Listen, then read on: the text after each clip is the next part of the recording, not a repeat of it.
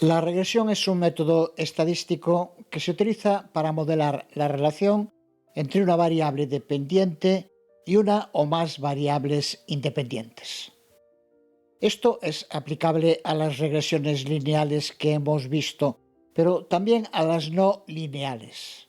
Ambas buscan entender y predecir la variable dependiente basándose en las independientes, pero utilizan diferentes tipos de modelos matemáticos para hacerlo.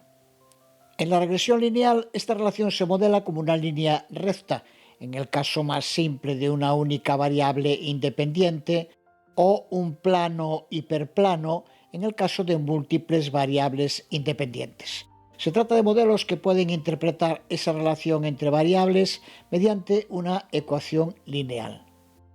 Pero en muchas ocasiones esa relación entre las variables no se ajusta a un modelo lineal, así que su relación debe modelarse usando funciones que no son líneas rectas, sino curvas, exponenciales, logarítmicas, polinómicas, etc. Hablar de relaciones entre variables y cómo esas relaciones se pueden convertir en formas geométricas puede sonar extraño. Ya hemos visto en el curso que no es así, pero sirva también como ejemplo esta entrevista del MIT con Justin Solomon, en la que habla de cómo la geometría ayuda a resolver muchos problemas de estadística, aprendizaje automático o visión de máquinas. Cuando se intentan relacionar conjuntos de datos en un espacio de alta dimensión, suelen compartir algún tipo de estructura geométrica que nos ayuda a compararlos y relacionarlos. Eso es lo que hace también la regresión que estamos viendo.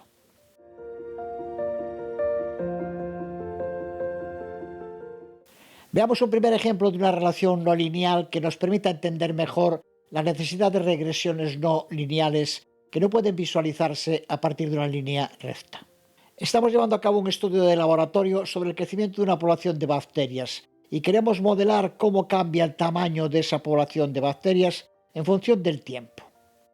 Cuando llevamos a cabo las observaciones iniciales, notamos que cuando la población es pequeña, tiene mucho espacio y recursos, por lo que crece rápidamente.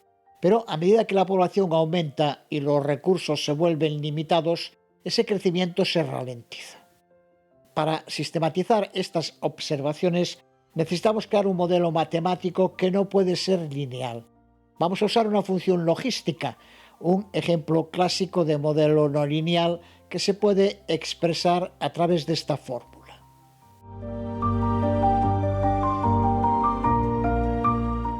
En la que Pt es el tamaño de la población en el tiempo t.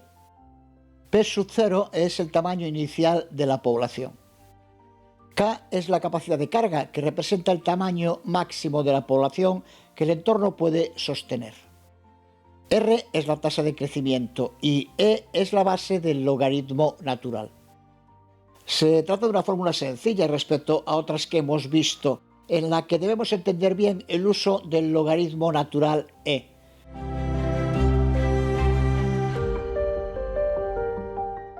Ya hemos visto en otras ocasiones que E es una constante matemática aproximadamente igual a 2.71828. Es la base de los logaritmos naturales. Es un número irracional, lo que significa que tiene un número infinito de dígitos no repetitivos después del punto decimal. Es decir, sus dígitos continúan infinitamente sin terminar y sin formar un patrón periódico. Es una de esas constantes fundamentales en matemáticas, al igual que pi, que surgen de las propias estructuras matemáticas y que describen fenómenos universales. Esta constante, base de los logaritmos, tiene una importancia fundamental, especialmente en el cálculo, debido a sus propiedades únicas en relación con la tasa de crecimiento, que es justo lo que estamos calculando aquí. En la ecuación de la función logística que estamos discutiendo es este término e elevado a menos rt el que representa una parte clave del modelo que describe cómo cambia la población a lo largo del tiempo. Vamos a desglosarlo.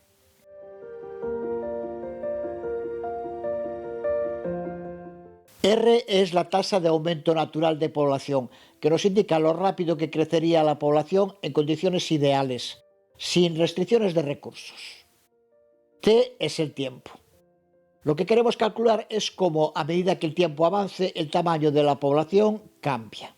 Y e es la base de los logaritmos naturales, y aquí está elevada a la potencia de menos rt, lo que significa que estamos aplicando una transformación exponencial con una tasa de crecimiento negativa. El uso de la exponencial negativa, e elevado a menos rt, tiene un propósito específico en este modelo logístico.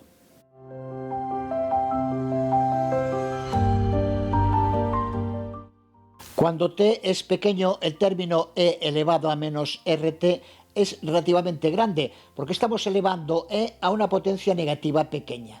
Esto hace que el denominador de la fórmula de la función logística sea también grande, resultando en un valor menor para pt, reflejando el crecimiento inicial de la población. En resumen, cuando t es muy pequeño, como al principio, el crecimiento es muy rápido. Pero cuando t vaya aumentando, el término e elevado a menos rt se hace cada vez más pequeño, porque estamos elevando e a una potencia negativa más grande. El signo negativo hace que la función exponencial decrezca en lugar de crecer. Esto significa que el efecto del término exponencial en el denominador disminuye, permitiendo que el tamaño de la población pt se acerque a la capacidad de carga k. Cuando t es muy grande, el término e elevado a menos rt se acerca a cero y por lo tanto pt se acerca a k, la capacidad de carga, porque el denominador de la fórmula se acerca a 1. La población se estabiliza porque los efectos limitantes de los recursos disponibles se vuelven más importantes. En resumen, el término e elevado a menos rt es el que modela cómo la población transita desde un crecimiento inicial rápido hasta un crecimiento más lento, y finalmente se estabiliza, reflejando la saturación de recursos y otros factores limitantes. Al usar un logaritmo exponencial negativo, a medida que aumente el valor t, disminuye el valor del algoritmo, acercándose a cero. Cuando llegue a cero, el valor del denominador se acercará mucho a 1, con lo que pt será el valor máximo de k. Esta es la característica distintiva de la curva logística en comparación con el crecimiento exponencial sin restricciones. Y a nivel general, un ejemplo de regresión no lineal, que es lo que estamos intentando explicar aquí. Así que este ejemplo demuestra cómo una relación no lineal puede capturar la dinámica de situaciones reales, como el crecimiento de una población, de una manera que no sería posible con un modelo lineal. La función logística ofrece una representación más realista para fenómenos donde el crecimiento inicialmente rápido se desacelera a medida que se acerca a un límite. Vamos a crear una aplicación Python que recoge todo esto.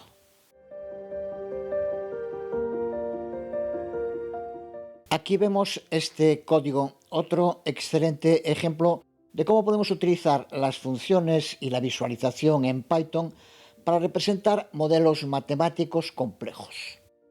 En general, un modelo logístico como este es una forma de regresión no lineal que se utiliza comúnmente para describir el crecimiento de una población en un ambiente en el que hay recursos limitados.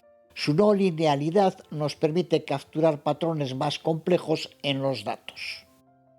Empezamos importando las librerías necesarias, NumPy para el manejo de operaciones numéricas y Matplotlib, PyPlot, para la visualización de los datos.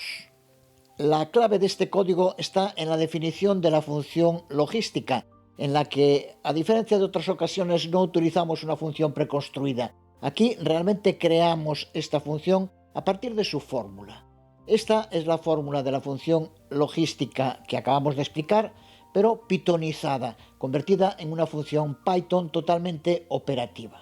Función a la que tenemos que pasar como parámetros las variables que explicábamos antes en la fórmula. T, que representa el tiempo, P0, que es el tamaño inicial de la población, K es la capacidad de carga, el máximo tamaño de la población que el entorno puede soportar de manera sostenible. Y R es la tasa intrínseca de aumento natural de la población. Esta es la expresión que replica exactamente la fórmula de modo muy claro. K dividido por 1 más K menos P0 dividido por P0 y multiplicado por la exponenciación, usando la función np.ex de menos r por t. np.exp en NumPy se refiere a la función exponencial e elevado a x. en la que e es la base de los logaritmos naturales, aproximadamente igual a 2.71828, como ya dijimos. Y lo que hace la función es calcular e elevado a la potencia de x, que en este caso concreto es menos r por t. Lo que hará esta fórmula es lo que en la fórmula manual llamamos pt. Calcula el tamaño de la población en el tiempo t basado en estos parámetros. Ahora, para ejecutar el modelo, debemos definir los valores iniciales para P sub 0, el tamaño inicial de la población, K, el tamaño máximo soportable, y R, la tasa intrínseca del aumento natural de la población. Estos valores son cruciales porque son los que definen la forma y el comportamiento del modelo logístico. Ya sabemos que el cálculo es a la variación del crecimiento a partir del tiempo, así que creamos un array de 200 puntos de tiempo que van desde 0 hasta 100. Usamos linspace, que ya conocemos, y son esos 200 puntos los que utilizaremos para calcular y evaluar la función logística pasando los 200 valores del tiempo. Aquí llamamos a la función logística que calcula el tamaño de la población en cada punto de tiempo usando la función que hemos definido. Y aquí tenemos la representación gráfica con matplotlib, con funciones que ya hemos usado en distintas ocasiones, así que no nos repetimos. Pero sí nos paramos, por último, en explicar la forma característica de la curva de un modelo logístico, que es una representación clásica del crecimiento de una población en ecología y otras ciencias. Esta forma de curva se conoce como sigmoide, que se inicia con una fase de crecimiento exponencial cuando la población es pequeña y hay abundancia de recursos. Así que el crecimiento es muy fuerte, al no existir prácticamente competencia entre los individuos por los recursos limitados. Pero a medida que la población crece y se acerca a la capacidad de carga del entorno, los recursos comienzan a escasear y la tasa de crecimiento disminuye. Esto representa la parte central de la curva S, donde comienza a aplanarse. Finalmente, la curva se aplana completamente a medida que la población se estabiliza cerca de la capacidad de carga K. En este punto, la población deja de crecer y se estabiliza en un tamaño que el entorno puede soportar a largo plazo. La forma de esta curva variará según los valores predefinidos que indiquemos para llamar a la función, lo que mostrará la velocidad del crecimiento y el tiempo necesario para llegar a la estabilización. Pero en una situación como esta, el aumento en el tiempo llevará siempre a una desaceleración del crecimiento a medida que vaya pasando ese tiempo. Por último, podemos usar la librería Pandas para visualizar el data frame con los datos que ha calculado la función en los 200 momentos de tiempo que hemos calculado. Seguimos pronto, ya readaptado al horario peninsular.